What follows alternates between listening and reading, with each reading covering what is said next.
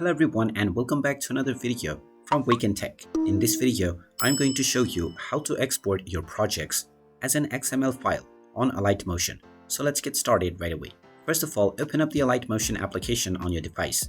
And once you open it up, you will be able to create a new project by tapping on the plus icon, or from the home page, you can tap on projects at the right side of this plus icon to see all of your saved projects that you have on your device.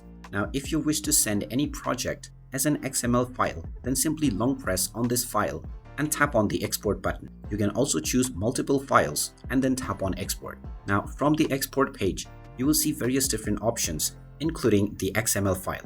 Make sure to choose XML and then tap on export. And now you can simply choose where you would like to send this to.